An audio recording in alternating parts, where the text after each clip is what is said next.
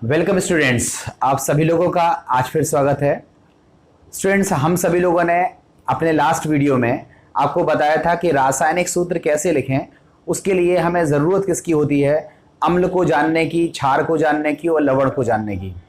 ठीक है, तो आप सभी लोगों ने वो पहला वीडियो देख लिया होगा, मुझे उम्मीद है। आज का वीडियो बेहद इंपॉर्टेंट है क्योंकि आज के वीडियो में मैं पूरा पार्ट कंप्लीट कर दूंगा और आपको रासायनिक सूत्र बनाने आ जाएंगे।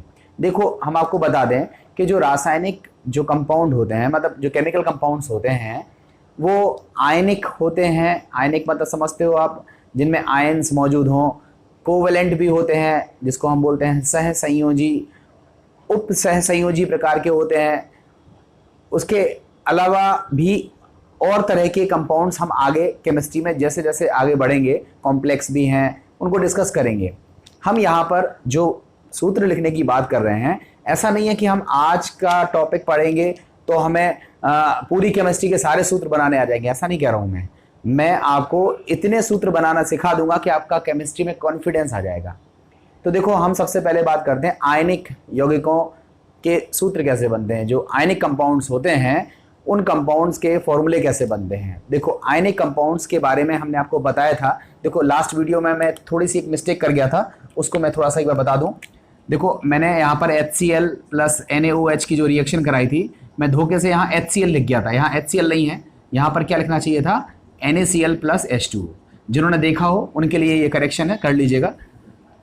अब देखो, मैं यहाँ पे आयनिक कंपाउंड्स की यहाँ बात कर रहा हूँ।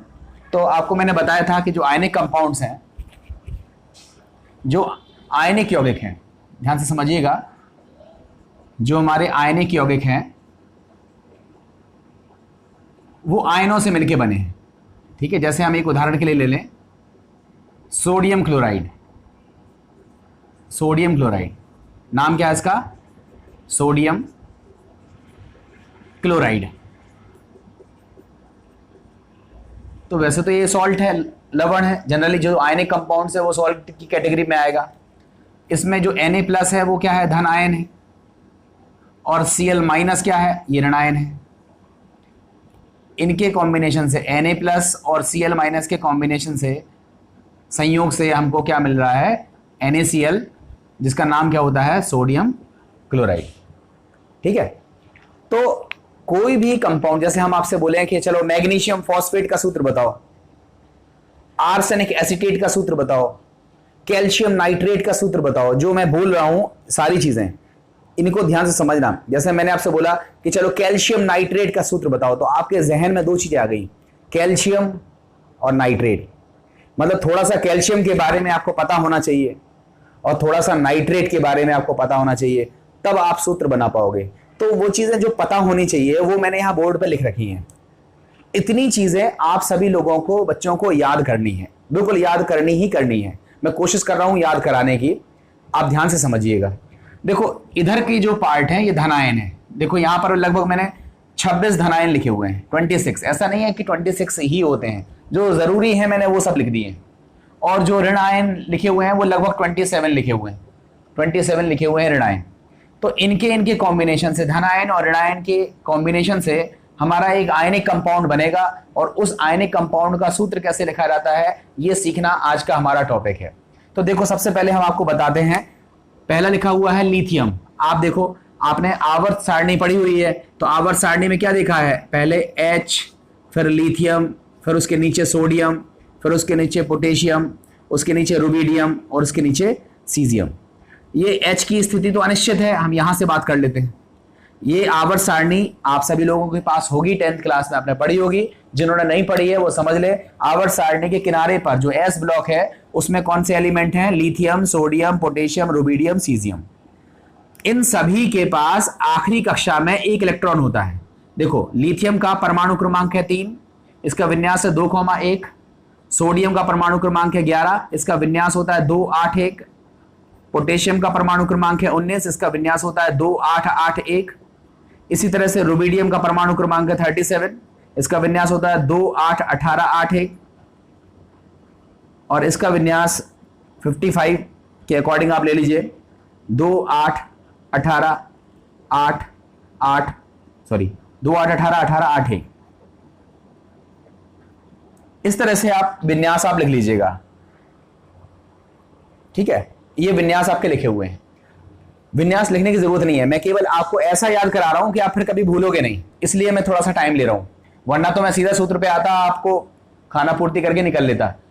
यहां पर जो क्षार धातु, ध्यान से समझिएगा, हम आपसे बोले क्षार धातुएं कौन सी होती हैं, तो आप फटाफट आंसर दोगे, लिथियम, सोडियम, पोटेशियम, रोबिडियम, सीजियम, ये सब क्या है, क्षार धातु हैं। और सभी के पास आखिरी कक्षा में कितने इलेक्ट्रॉन होते हैं, एक। और अगर ये एक इलेक्ट्रॉन अपना त्याग दें तो इनका अष्टक हो जाता है पूरा, इसलिए ये एक इलेक्ट्रॉन त्यागती हैं, इसलिए Li के ऊपर क्या देखने के लिए मिलता है, Li प्लस। मतलब अगर हम बोले लिथियम आयन का सूत्र क्या होता है, तो आप बोलोगे लिथियम आयन का सूत्र क्या है, Li प्लस। सोडियम आयन का सूत्र क्या है, Na प्लस। पोटेशियम आयन का सूत्र क्या है, K प्लस। रुबिडियम आयन का सूत्र क्या है, Rb प्लस। सीजियम आयन का सूत्र क्या है, Cs प्लस। तो देखो यहां लिखा हुआ है ये लिथियम नहीं है, ये धनायन है, तो हमें लिखना चाहिए लिथियम आयन, जगह नहीं है इसलिए मैंने यहां लिथियम लिखा हुआ है। तो लिथियम आयन का सिंबल क्या हो गया, Li प्लस, याद रखिएगा। सोडियम आयन का सूत्र क्या हो गया, Na प्लस।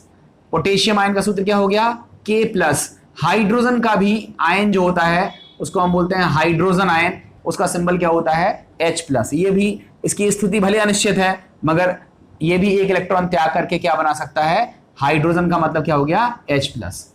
ये क्या हो गई, क्षार धातु।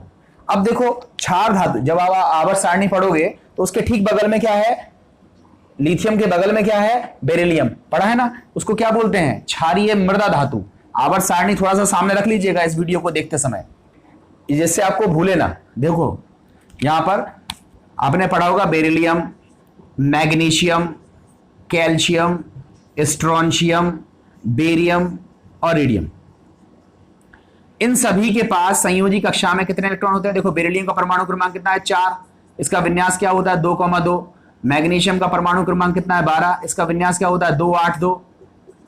कैल्शियम का परमाणु क्रमांक कितना है, 20, इसका विन्यास क्या होता है, 2,8,8,2। इस तरह से होता है ना। तो आप खुद देखो, आके लिख लीजिएगा, ठीक है। तो आप बताओ बेरिलियम के पास कितने इलेक्ट्रॉन है, 2। मैग्नीशियम के पास कितने हैं, 2। कैल्शियम के पास कितने हैं, 2। स्ट्रोंशियम के पास भी कितने होंगे, 2। बेरियम के पास भी कितने होंगे, 2। रेडियम के पास भी कितने होंगे, 2। तो ये जो इलेक्ट्रॉन त्यागेंगे, तो ये कितने इलेक्ट्रॉन त्यागेंगे, 2 इलेक्ट्रॉन त्यागेंगे। तो देखो इन सभी के ऊपर जब हम आयन की बात करेंगे, हम बोलेंगे मैग्नीशियम आयन का सूत्र क्या है, तो आप तुरंत कह दोगे Mg2+। तो कोई बोले 2+ क्यों लगाया है, क्योंकि ये 2 इलेक्ट्रॉन त्याग रहा है। वहां 1+ क्यों लगाया था, क्योंकि वो 1 इलेक्ट्रॉन त्याग रहा है। तो देखो मैग्नीशियम का सूत्र क्या हो जाएगा, मैग्नीशियम का नहीं है, ये मैग्नीशियम आयन का सूत्र है, Mg2+। मैग्नीशियम के बाद देखो नीचे कैल्शियम है, उसका सिंबल क्या हो गया, Ca2+। ऐसे और भी आयन है, strontium ion, barium ion, radium ion. तो ये भी आप इनके ऊपर कितने प्लस लगा सकते हो, 2। मगर ये बाकी के हमारे नाम इस टेबल में लिखे नहीं है, इसलिए हमने मैग्नीशियम और कैल्शियम को समझा करके आगे बढ़ जाना है। क्लियर हो गया। तो आप याद रखो कि अगर हमारी क्षार धातु है, मतलब lithium, sodium, potassium, rubidium, caesium, francium, तो उनके ऊपर कितना प्लस आने वाला है, 1। और अगर हमारी क्षारीय मृदा धातु है, एल्कलाइन अर्थ मेटल है, अल्कलाइन अर्थ मेटल कौन सी होती है, beryllium, magnesium, calcium, strontium, barium, radium, तो उनके ऊपर कितने प्लस आने वाले हैं, 2+। क्यों आने वाले हैं, क्योंकि अष्टक पूरा करने के लिए जितने इलेक्ट्रॉन त्यागता है वही उसका प्लस आता है। क्षार धातुओं के संयोजी कोश में 1 इलेक्ट्रॉन था इसलिए 1 प्लस आया, क्षारीय मृदा धातुओं के संयोजी कोश में 2 प्लस थे, 2 इलेक्ट्रॉन त्यागे गए थे, इसलिए वहां पर 2 प्लस आए। अब हम देखो बात करते हैं आगे की। देखो आगे देखो क्या लिखा है, आयरन। यहां से देखो बहुत इंपॉर्टेंट चीज आपको बता रहे हैं, ध्यान से समझिएगा। देखो ये है आयरन, आयरन का प्रतीक चिन्ह क्या होता है, Fe। याद कर लेना जिन बच्चों को नहीं पता है, Fe लिखा होगा। देखो जब भी हम प्रतीक चिन्ह लिखते हैं तो उसमें पहला अक्षर कैपिटल होता है, दूसरा अक्षर स्मॉल होता है। तो ये Fe लिखा हुआ है, ये Fe का मतलब क्या हो गया, आयरन। ये लोहा है, आयरन का प्रतीक चिन्ह है Fe। अब ये जो Fe है ये 2 प्रकार के आयन बनाता है, Fe के ऊपर 2+ और Fe के ऊपर 3+। ये 2 प्रकार के आयन बनाता है। कोई पूछेगा क्यों बनाता है, कैसे बनाता है, ये हम आगे सिखाएंगे। अभी आप केवल इतना याद रखो कि Fe 2 प्रकार के आयन बनाता है, Fe2+, Fe3+। जो कम होता है, देखो 2 और 3 में कम कौन है, 2 कम है, तो यहां पर लास्ट में क्या आता है, अस, OUS। और जो ज्यादा होता है उसमें आता है इक, तो इसका नाम होगा फेरस, इसका नाम हो जाएगा फेरस। ठीक है, हिंदी में क्या लिख देंगे, फेरस। और इसका नाम क्या हो जाएगा, फेरिक। इसको हम हिंदी में क्या लिख देंगे, फेरिक। तो अगर हम बोले फेरिक आयन का सूत्र क्या है, तो Fe3+। हम बोले फेरस आयन का सूत्र क्या है, Fe2+। जब हम बोलेंगे, जैसे हमने आपसे बोला कि फेरस क्लोराइड का सूत्र बताओ, तो तुरंत आपके दिमाग में आएगा फेरस मतलब Fe2+। हम बोलेंगे चलो फेरिक नाइट्रेट का सूत्र बताओ, तो फेरिक शब्द आया, तो आपको तुरंत सोचना है Fe3+ को बोलते हैं फेरिक। तो आपने देखो यहां पे क्या सीखा कि जो फेरस होता है उसका सिंबल क्या हो गया, Fe2+, और फेरिक का सूत्र क्या हो गया, Fe3+। क्लियर हो गया इतना। अब देखो इसी तरह से कॉपर की भी दो तरह की वैलेंसीज देखने के लिए मिलती हैं। एक वैलेंसी होती है Cu1+ और एक वैलेंसी होती है Cu2+। इसको बोलते हैं Q+। देखो लास्ट में क्या आया, अस। ये एक है और ये दो है, जो कम आता है उसमें क्या आता है, अस। तो यहां पे क्या आ गया, Q+। और Cu2+ को हम क्या बोलेंगे, Q'। तो आप बताओ, ये लिखा है ना Q+, तो Q+ का जो प्रतीक चिन्ह है वो क्या हो जाएगा, Cu1+। Q' का प्रतीक चिन्ह क्या हो जाएगा, Cu2+। इसी तरह से मरकरी जिसको हम पारा कहते हैं, कॉपर जिसको हम तांबा कहते हैं, मरकरी की भी दो संयोजकताएं हैं। एक है Hg1+ और एक होता है Hg2+। इसको लिखने का एक और तरीका है Hg22+। मैं इस तरीके को अभी उलझा नहीं रहा हूं, इसलिए मैं सिंपल तरीके से भी आपको यह समझा रहा हूं। Hg1+ और Hg2+। Hg1+ को हम क्या लिखते हैं, मर्क्यूरस। तो मर्क्यूरस का सिंबल क्या हो गया, Hg1+, और मर्क्यूरिक का मतलब क्या हो गया, Hg2+। अब यहां पर आपको याद करना पड़ेगा, इसी तरह से लेड 2 इलेक्ट्रॉनों का त्याग करता है तो Pb2+, लेड का प्रतीक चिन्ह है। सिल्वर 1 इलेक्ट्रॉन त्याग करता है तो Ag1+ है। कुछ लोग पूछेंगे सर यहां तो आपने सिखा दिए। देखो जो सिखाने की चीज है, जो हम सिखा सकते हैं उसको हमने फटाफट सिखा दिया। अब ये 2+ क्यों है, ये 1+ क्यों है, ये हम आगे की केमिस्ट्री में सीख जाएंगे। अभी हम सिखाएंगे तो ये फालतू पार्ट लंबा हो जाएगा और आपको शायद समझ में भी ना आए। इसलिए आप याद रखिए, लेड आयन जिसको हम बोलते हैं प्लम्बस आयन, इसका सिंबल क्या होता है, Pb2+। सिल्वर का क्या होता है, Ag+।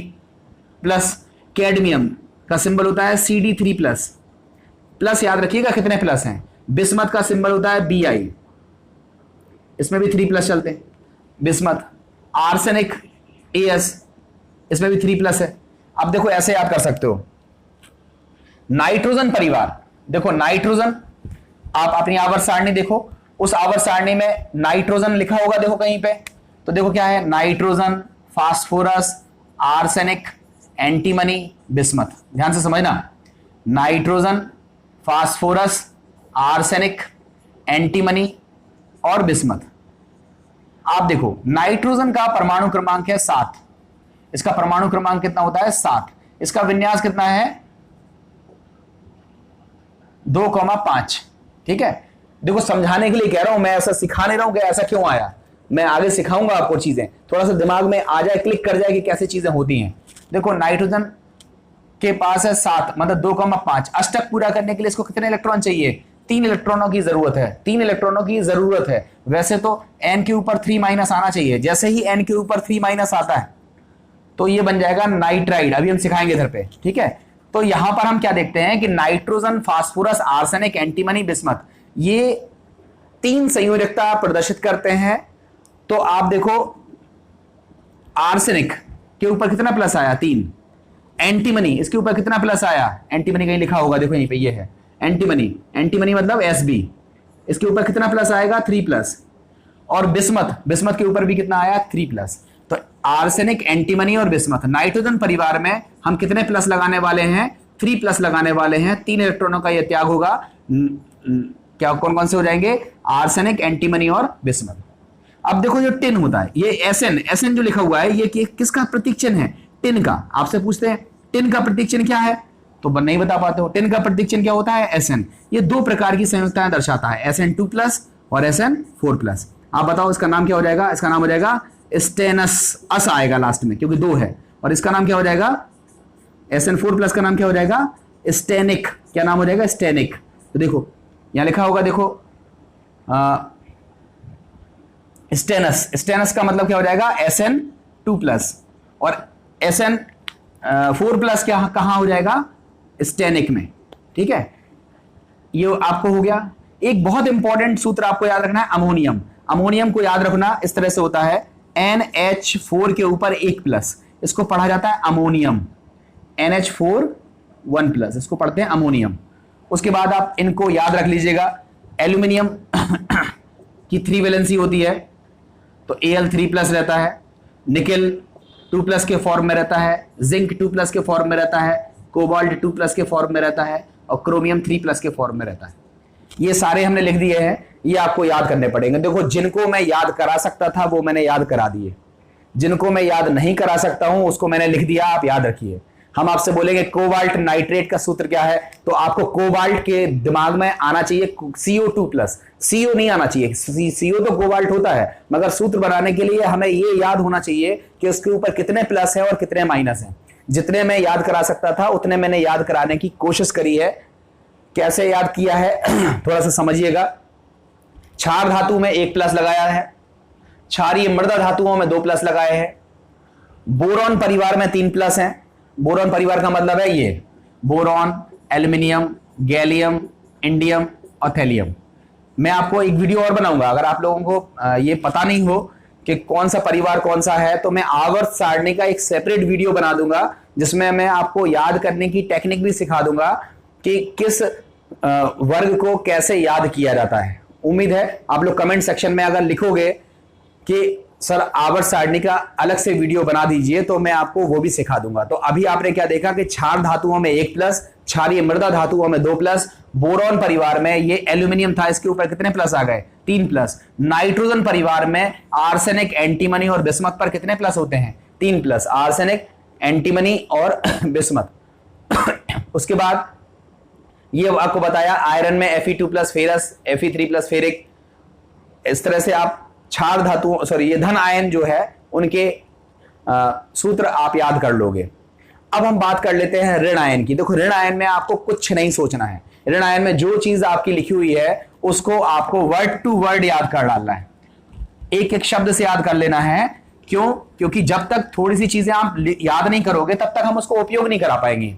ठीक है, तो देखो थोड़ी चीजें समझाने की है, मैं समझा देता हूं। जैसे कार्बोनेट है तो देखो यहां पर याद रखिए, देखो इस तरह लिखा है CO3, ऊपर लिखा है 2-। कभी कभी किताबों में 2 बार ऐसे माइनस लगा होता है, तो एक ही चीज है, चाहे तो 2 माइनस लगा दो या ऐसे लिख देते हैं 2-। ठीक है, तो हम आपसे बोले कार्बोनेट का सूत्र क्या है, तो आप तुरंत कह देते हो CO3 2-। कार्बोनेट का सूत्र क्या हो गया, CO3 2-। ठीक है, अब देखो ये बाई कार्बोनेट आ गया। जब भी बाई कार्बोनेट आता है, मतलब बाई शब्द आता है, तो उसमें एक H जोड़ देते हैं। आप बताओ, ये कार्बोनेट था, अगर इसमें हम एक H+ जोड़ देंगे तो बताओ, 1 प्लस है 2 माइनस है, फाइनली एडजस्ट होकर के क्या बन जाएगा, HCO3-। ये जो HCO3- होता है इसका नाम क्या होता है, बाई कार्बोनेट। तो याद क्या रखेंगे, बाई कार्बोनेट का सूत्र क्या होता है, HCO3-।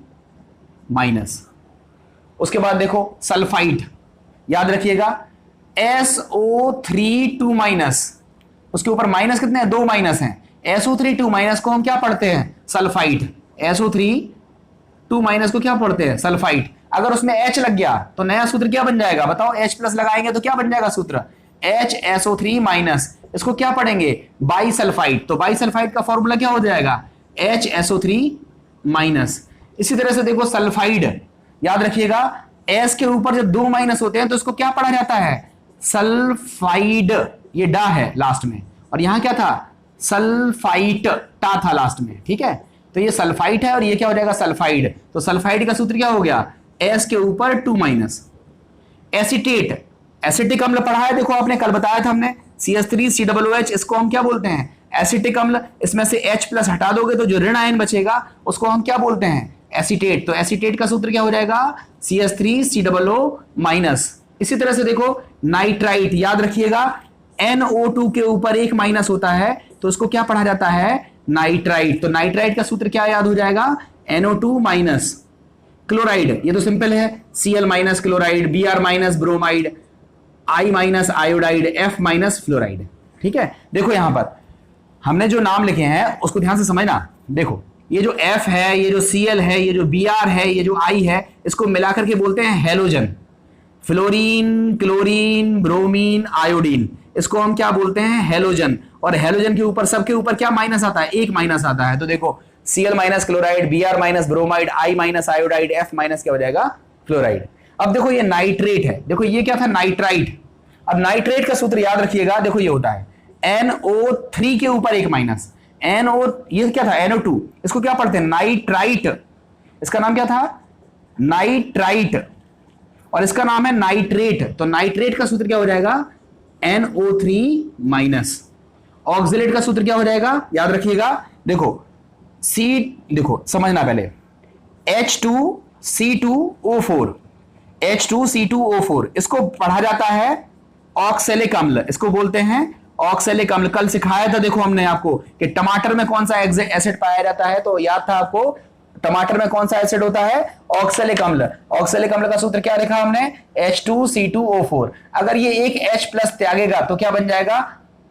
एक माइनस आएगा, और 2H प्लस त्यागेगा तो क्या बन जाएगा? 2 माइनस। तो C2O4 2 माइनस, इसको क्या पढ़ा जाता है? Oxalate ion.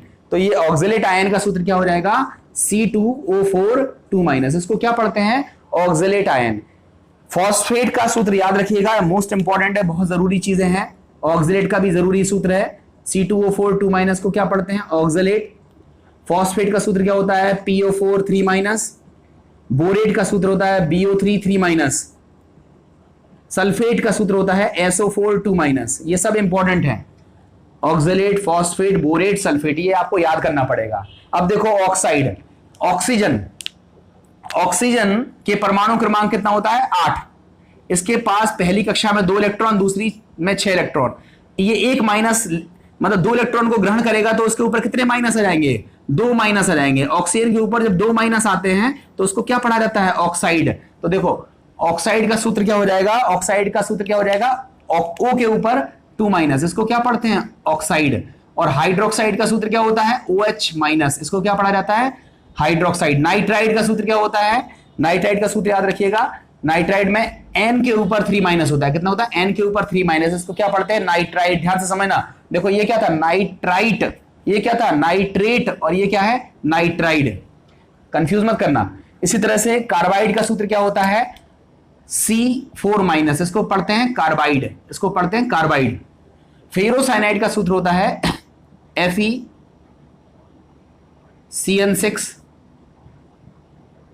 4 माइनस। मैं थोड़ा सा इसको टेढ़ा लिख रहा हूं जिससे आपको चीज लिख जाए, सफाई से दिखाई दे। देखो मैं इस तरह लिख रहा हूं, क्या लिखा हुआ है? Fe, थोड़ा सा मिटा के ऐसे करता हूं, FeCN6, इसके ऊपर है 4 माइनस। ध्यान रखना कितने माइनस है? 4 माइनस। तो FeCN6 के ऊपर 4 माइनस।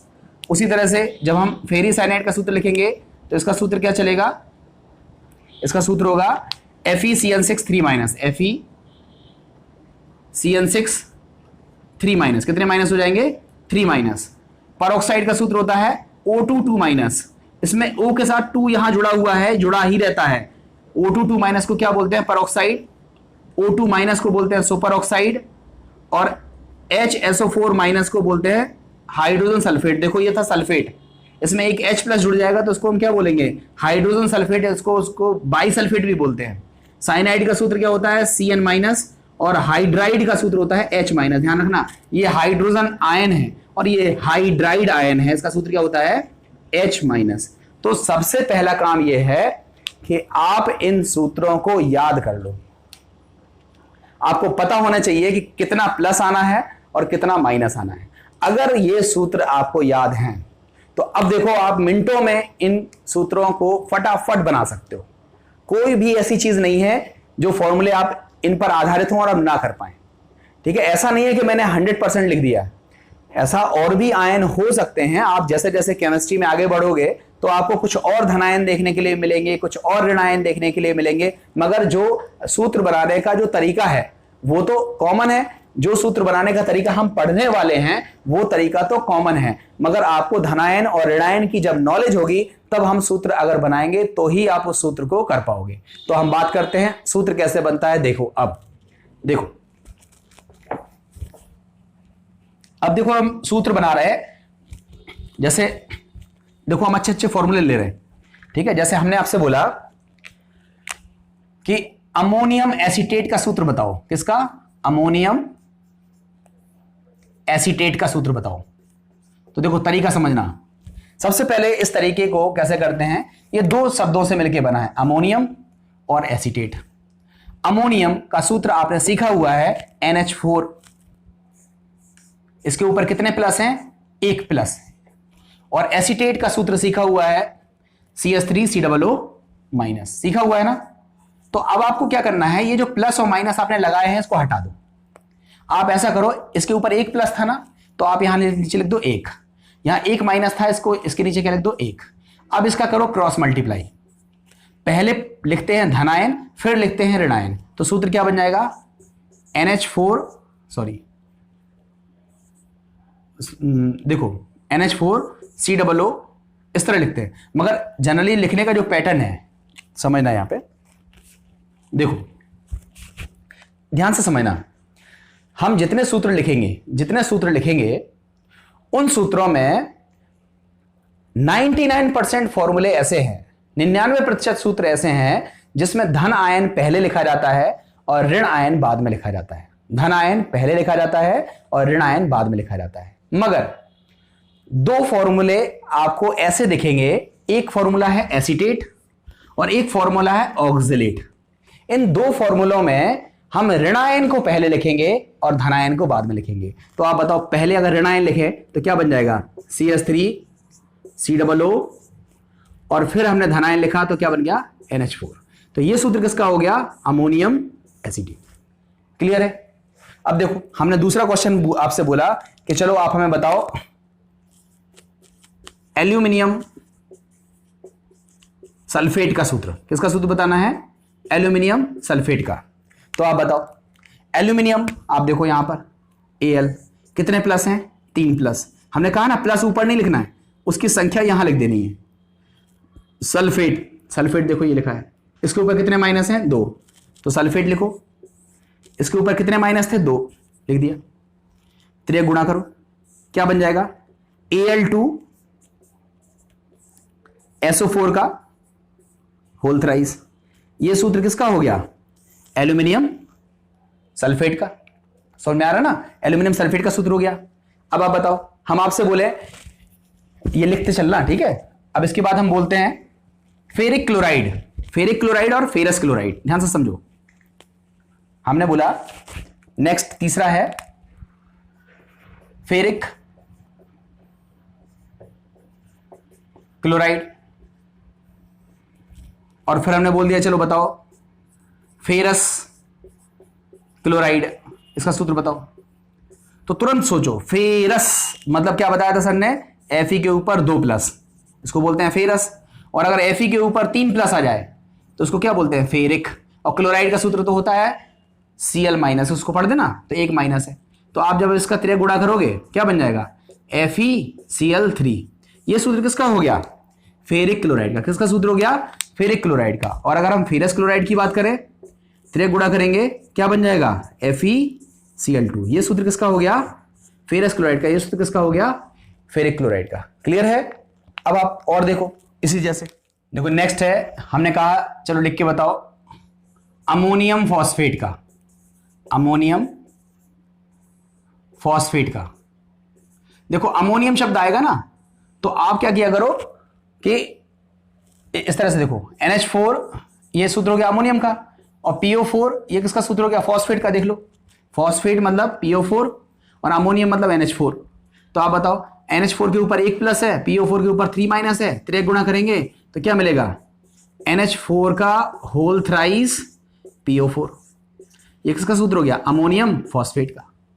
ठीक है, हमने आपसे बोला कि चलो आप बताओ हमें आर्सेनिक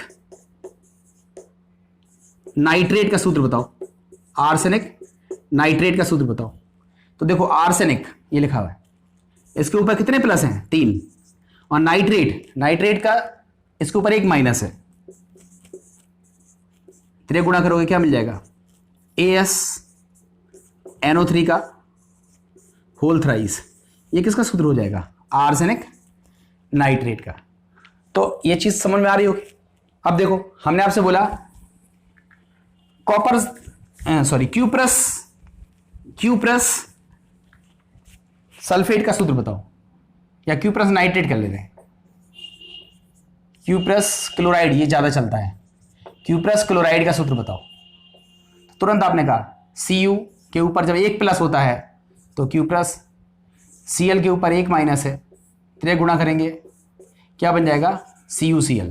तो CuCl किसका सूत्र हो गया, क्यूप्रस क्लोराइड का। अब हमने आपसे बोला कि चलो क्यूप्रिक क्लोराइड का सूत्र बताओ, क्यूप्रिक क्लोराइड का सूत्र बताओ। तो तुरंत क्या दिया, Cu के ऊपर जब दो प्लस होंगे तो क्यूप्रिक, Cl के ऊपर तो एक ही माइनस है, त्रिय गुणा करेंगे क्या बन जाएगा CuCl2। ये किसका सूत्र हो जाएगा, क्यूप्रिक क्लोराइड का। तो देखो इस तरह से आपने सूत्र लिखना सीख लिया। देखो कुछ नाम हम और देख लेते हैं। उसके बाद देखो हमारा है पोटेशियम फेरोसाइनाइड। देखो तुरंत आप लिखो, पोटेशियम का प्रतीक है K और फेरोसाइनाइड का सूत्र है FeCN6। इसके ऊपर कितने माइनस हैं 4, तो हमने यहां लिख दिया। पोटेशियम के ऊपर कितना प्लस है, एक प्लस, तो यहां लिख दिया।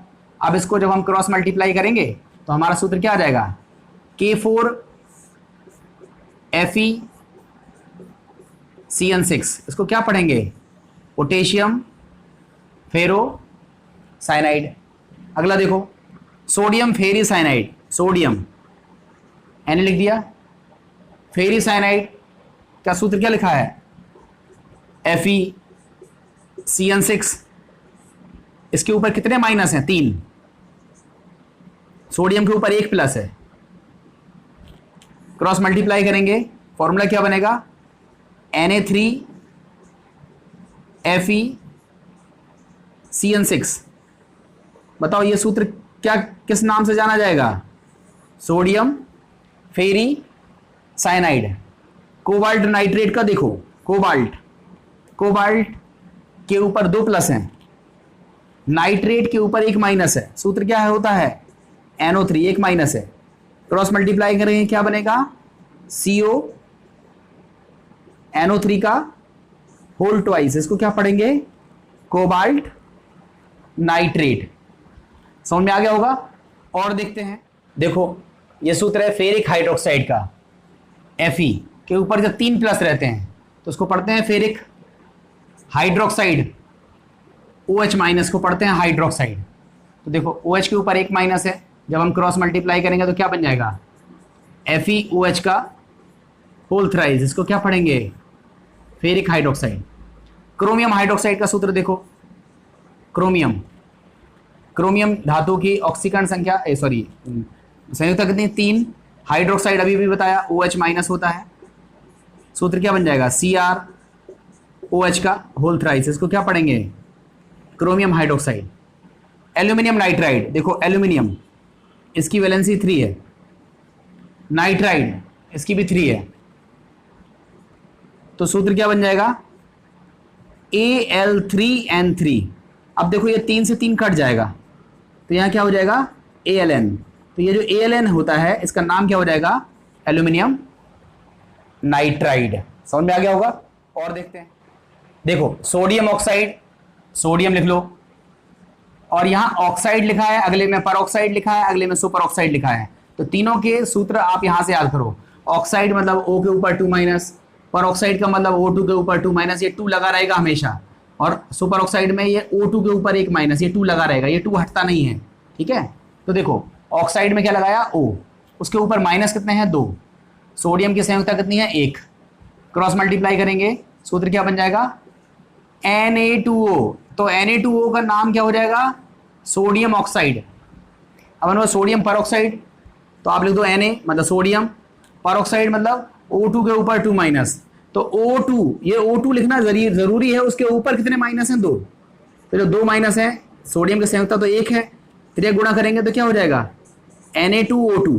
ध्यान से समझना, ये 2 से 2 काटना नहीं है। क्यों नहीं काटना है, क्योंकि परऑक्साइड में O2 आना अनिवार्य है, तो सोडियम परऑक्साइड का सूत्र क्या होता है Na2O2। ठीक है, अब देखो पोटेशियम सुपर ऑक्साइड, तो पोटेशियम का सिंबल क्या है K, और सुपर ऑक्साइड का सूत्र क्या बताया है, O2 के ऊपर एक माइनस है। तो बताओ जब हम फॉर्मूले को मल्टीप्लाई करेंगे, क्रॉस मल्टीप्लाई करेंगे तो क्या बन जाएगा, KO2। तो देखो नाम पढ़ने का तरीका है, कुछ लोग कहते हैं सोडियम ऑक्साइड, फिर ये कहते हैं सोडियम ऑक्साइड, ये कहते हैं पोटेशियम ऑक्साइड। ये तीनों ऑक्साइड हैं, मगर कौन कौन से ऑक्साइड हैं, ये सिंपल ऑक्साइड है, ये पर ऑक्साइड है और ये सुपर ऑक्साइड है। तो इस तरह से हम sodium oxide, sodium peroxide, sodium potassium superoxide बनाना सीख गए। थोड़े से नाम हम और देख लेते हैं। देखो यहाँ पे कैल्शियम बाइकार्बोनेट, कैल्शियम अभी भी सिखाया था, कार्बोनेट में जब इस तरह से आ जाएगा HCO3, इसको पढ़ेंगे क्या, बाइकार्बोनेट। कैल्शियम की संयोजकता कितनी है, 2, बाइकार्बोनेट के ऊपर एक माइनस है, क्रॉस मल्टीप्लाई करेंगे तो क्या बन जाएगा, CaHCO3 का होल ट्वाइस, पहले धनायन फिर ऋणायन, पहले धनायन लिखते हैं फिर ऋणायन लिखते हैं, केवल इन दोनों केसेस में पहले ऋणायन लिखा करते हैं फिर धनायन लिखते हैं, ठीक है। तो यहां पर क्या हो जाएगा, कैल्शियम बाइकार्बोनेट का सूत्र क्या हो जाएगा, CaHCO3 का होल ट्वाइस। मैग्नीशियम बाइसल्फाइड, देखो मैग्नीशियम का सूत्र है Mg, बाइसल्फाइड देखो यहां लिखा होगा ये HSO3, मैग्नीशियम के ऊपर 2 प्लस होते हैं, देखो लिखा है, और बाइसल्फाइड के ऊपर एक माइनस है। तो आपने सूत्र क्या बनाया, MgHSO3 का होल ट्वाइस, इसको क्या बोलेंगे, magnesium bisulphide. Stannous chloride SnCl, stannous में 2 प्लस होते हैं, Cl में एक माइनस होता है, क्रॉस मल्टीप्लाई करेंगे क्या बन जाएगा, SnCl2। तो SnCl2 किसका सूत्र हो जाएगा, स्टेनस का। स्टेनिक में देखो Sn के ऊपर 4 प्लस होता है तो क्या पढ़ते हैं, स्टेनिक। Cl में तो एक ही माइनस है, क्रॉस मल्टीप्लाई करेंगे क्या बन जाएगा, SnCl4। तो SnCl4 को क्या बोलेंगे, स्टेनिक क्लोराइड। SnCl2 को क्या बोलेंगे, स्टेनस क्लोराइड। तो इस तरह से हमने ये फॉर्मूले देख लिए, ठीक है। अब मैं आपको कुछ फॉर्मूले दे रहा हूं करने के लिए, उनको आप खुद से करेंगे तो आपको चीजें ज्यादा बेहतर आ जाएंगी। अब मैं करीब 5-7 क्वेश्चन दे रहा हूं, उनको आप करके देखिएगा, कमेंट सेक्शन में उसका आंसर लिखिएगा। कुछ लोगों को लिखना में दिक्कत आती है कमेंट सेक्शन में, तो होल ट्वाइस होल थ्राइस के लिए कोई दिक्कत नहीं, ब्रैकेट बनाते जाइएगा, हम समझ में आ जाएगा, कोई केमिस्ट्री की लैंग्वेज में लिखना जरूरी नहीं है। आपको मैं नाम लिख रहा हूं, कमेंट सेक्शन में आप उसके आंसर दे दीजिएगा, या फिर आप मुझे टेलीग्राम ग्रुप पर भी उसका आंसर दे सकते हो, ठीक है। तो आपने देखा कि इन सूत्रों को हम कब बनाना सीख पा रहे हैं, जब हमें प्लस और माइनस के बारे में कुछ पता है। अगर हमें प्लस और माइनस के बारे में चीजें पता है तभी हम इसको बना पाएंगे, अन्यथा नहीं बना पाएंगे। तो सबसे पहले जरूरी चीज है, इसको आप अपनी फेयर कॉपी पे लिख करके अच्छे से याद करें, बार बार देखें। आप क्या किया करो ये चीज लिखा करो और इसको लिखा करो पेंसिल से, मतलब एक बार लिख लो अपनी फेयर कॉपी पे, पेन से लिख लो पूरा, मगर जब आप दूसरी बार प्रैक्टिस करो तो ये लिख लिया करो, और लिखने के बाद तुरंत देखते जाया करो क्या सूत्र होता है। मगर इसका आंसर मत लिखा करो, आंसर लिखा करो आज इसको लिख दो और आंसर लिखो सुबह की चीज शाम को, याद देखो कितना याद है आपको, तो उससे आपको बेहतर चीज समझ में आ जाएगी। तो मैं देखता हूं क्वेश्चन 5-6 और। देखो ये जो क्वेश्चंस लिखे हुए हैं, आप सभी इन क्वेश्चंस को कॉपी पर सॉल्व करना। देखो ध्यान से समझना बेटा, क्वेश्चन को ऐसा नहीं करना कि लेड का सूत्र यहां से रख दो और ऑक्सिलेट का सूत्र यहां से रख दो, वो तो रखोगे ही, मगर इस क्वेश्चन को आप तुरंत मत करो। पहले तो आप ये सारणी याद करो, फिर 1-2 घंटे बाद करना इस क्वेश्चन को। करने के बाद अगर आपने याद कर लिया कि हाँ लेड में कितने प्लस थे, नाइट्रेट में कितने माइनस हैं, ऑक्सिलेट में कितने माइनस हैं, उसको कैसे सॉल्व करना है, तो फिर ये चीज आपको आ जाएगी। ये मेन चीज है, इसको बेटा अच्छे से याद कर लेना। आप अच्छे से याद करोगे, आपको केमिस्ट्री के फॉर्मूले आने लगेंगे, तो आपको ये चीजें समझ में आएंगी। तो ये सूत्र है, इसका स्क्रीनशॉट ले लीजिएगा और इसको तसल्ली से आप करिएगा, और कमेंट सेक्शन में टाइम मिले तो आंसर दीजिएगा, लाइक कमेंट जरूर कीजिएगा, अपने दोस्तों तक शेयर कीजिएगा, अच्छा लगेगा। उम्मीद है वीडियो पसंद आया होगा। Thank you very much.